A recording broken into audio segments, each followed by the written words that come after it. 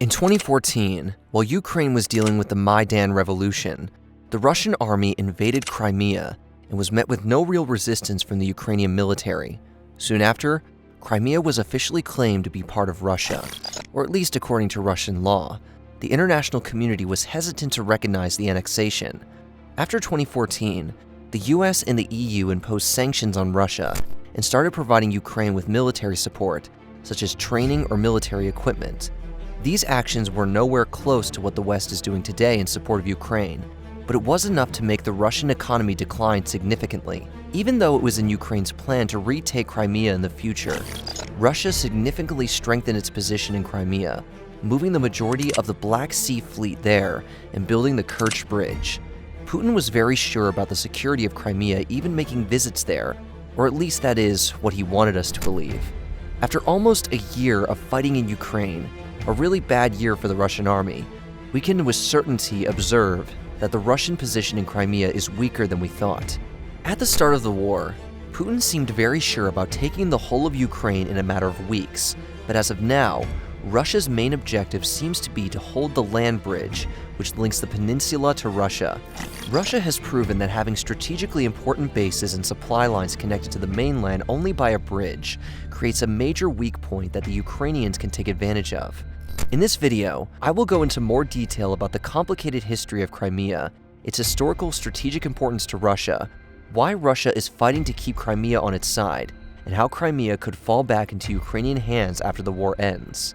During the Soviet era, the city of Sevastopol had been the key naval base for the Black Sea Fleet. This caused tension between Russia and Ukraine after the dissolution of the Soviet Union, as Russia, who inherited the majority of the Soviet military equipment, wanted to further operate the base, which was now in Ukraine's hands. In June 1992, President Yeltsin and Ukrainian President Leonid Kravchuk agreed to divide the former Soviet Black Sea Fleet between Russia and Ukraine.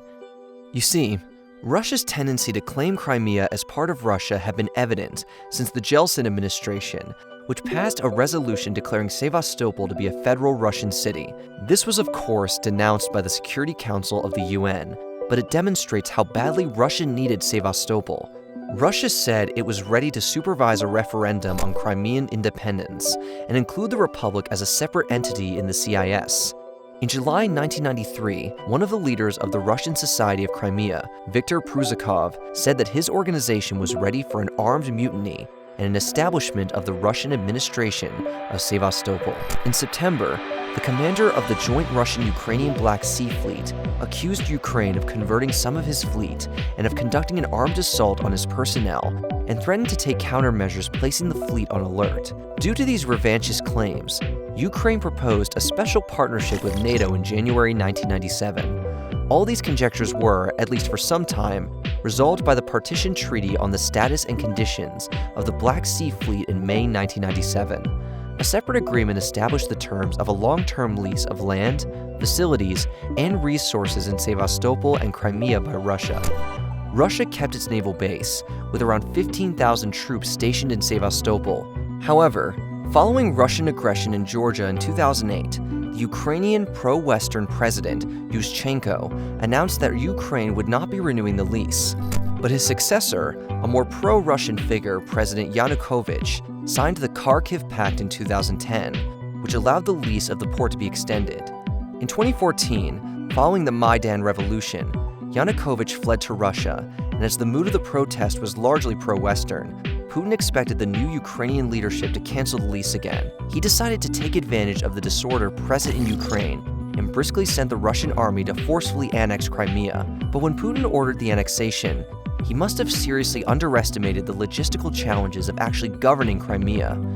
After being essentially cut off from Ukraine, one major challenge for Putin has been the integration of Crimea into the Russian political and economic system. Crimea was previously an autonomous republic within Ukraine, and its annexation by Russia has required significant efforts to integrate it into the Russian federal system.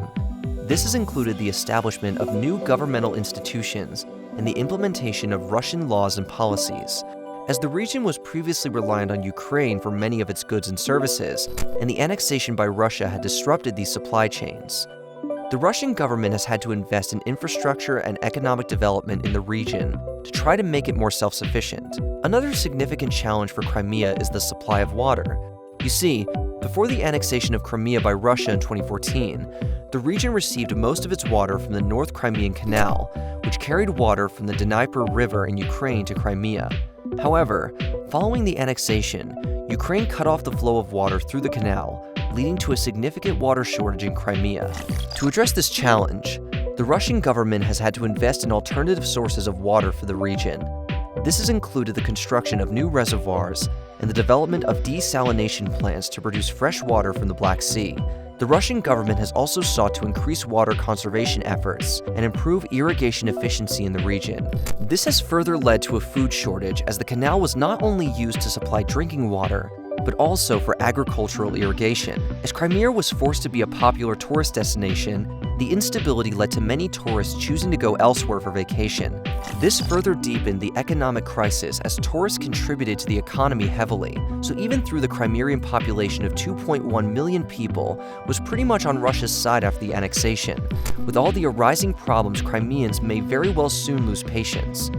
Therefore, Putin may have thought that further annexing Ukrainian territory, connecting Donetsk and Luhansk to Crimea via Zaporizhzhia and Kherson, would solve the problem. He could have the canal's dam destroyed, solving the water crisis, and better integrate Crimea into Russia, as it would no longer border Ukraine, but would be directly connected to Russia. By the way, it is important to note that even though there are no big naval battles in the Ukrainian war, the ships based in Sevastopol are used as one of the platforms from which Russia fires missiles at Ukrainian targets.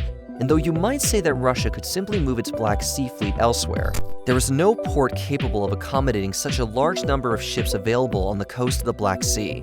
Since the Kherson counteroffensive began, Russia started to fortify its position south of the Dnieper River, creating a line of defense between the Dnieper River and Crimea. As bridges across the river have been largely destroyed, the Russians are using the time given to them to regroup and build trenches and other defensive positions. This further proves that Russia is no longer planning to take the whole of Ukraine. Putin is rather preparing for a long, exhausting flight for the land bridge between mainland Russia and Crimea.